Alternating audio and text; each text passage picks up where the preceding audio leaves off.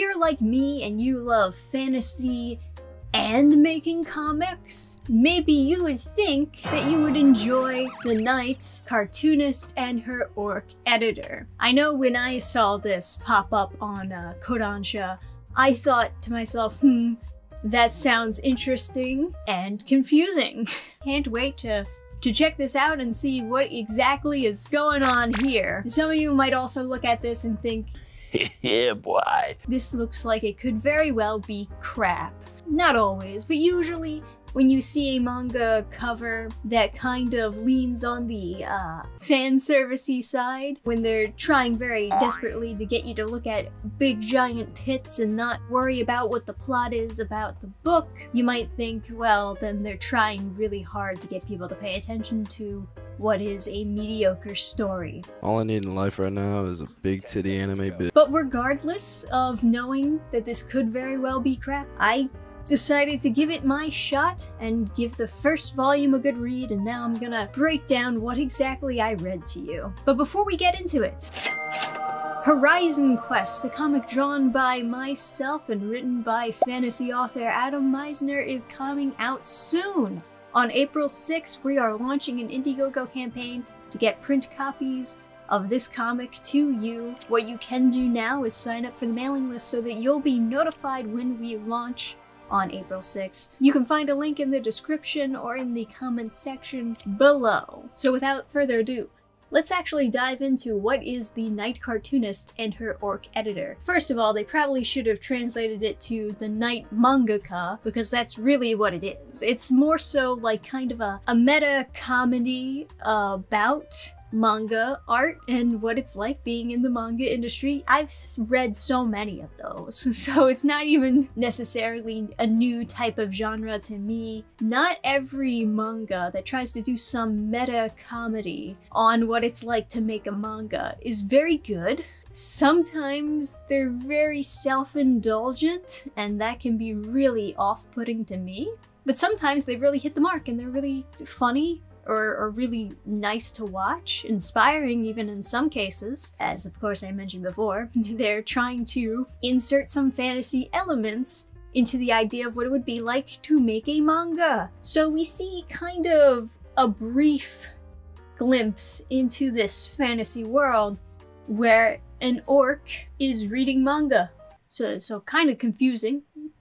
Right off the bat. Don't really see much of the world. We just get kind of a box that says on an alien world, and they don't really explain any further into that. You know, is it an alternate universe? Is it literally a planet? Like an alien planet? I don't know. He doesn't like the lifestyle of all the other orcs who attack and eat humans and then get slayed by the Holy Knights. So he decides to instead leave the orc tribe and pursue his dream to become a manga editor. 1 year later in Tokyo, he portals over using some sort of magic glyph. Like I said, I don't know if this is supposed to be a reverse isekai or if they are literally on a different alien planet. I don't know.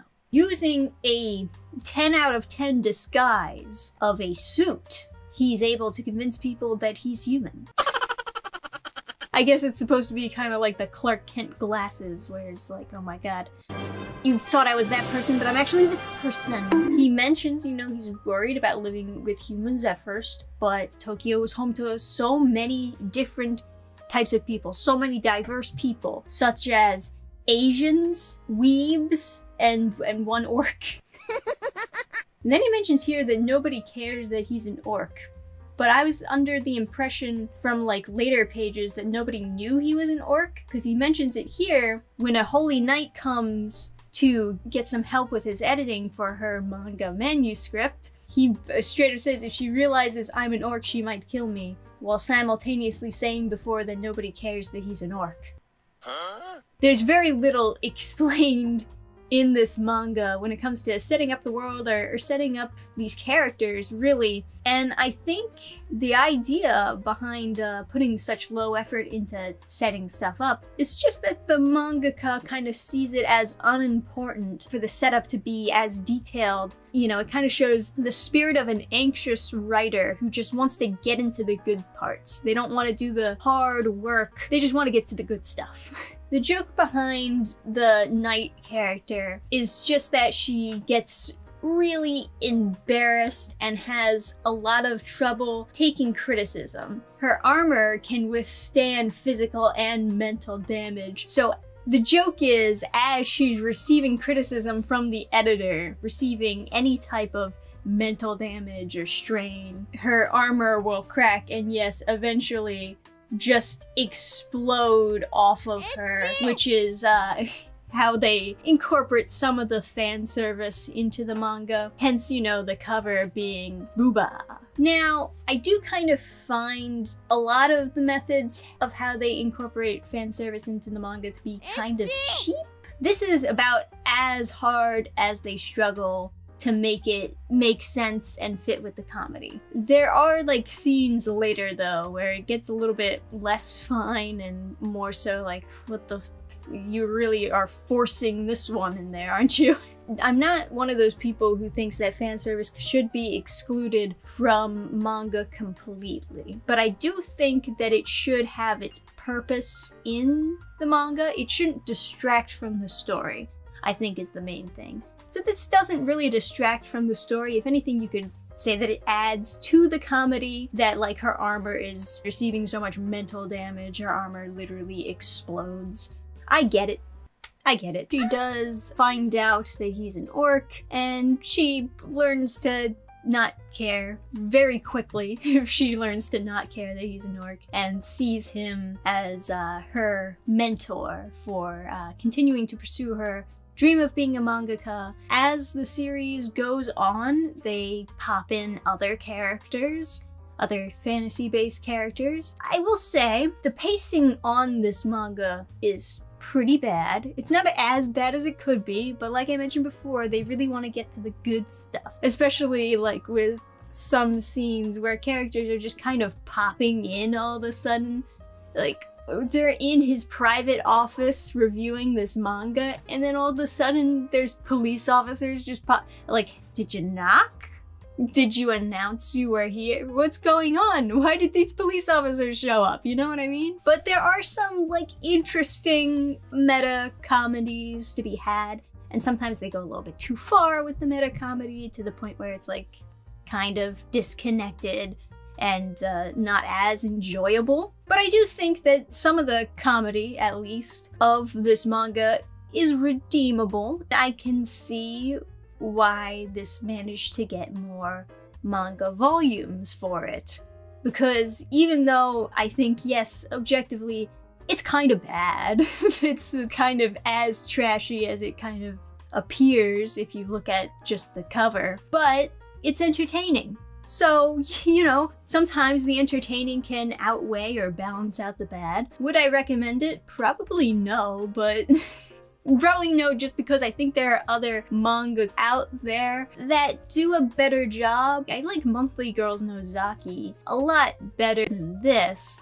Although I think that it has a lot of potential. Do comedy about creating manga and then insert fantasy characters into that comedy. Maybe they didn't execute it as well as they should have. At the end of this manga, I found out that this was actually this particular mangaka's first series. Like their first manga, I think, is what they actually said. And you know what? For a first work, it's not bad at all. I have talked about how people see these big banger series like Spy Family, and they think that every work under Endo's name must be some other masterpiece that they just haven't read yet, but then they go back and read older work and it's like not really that good.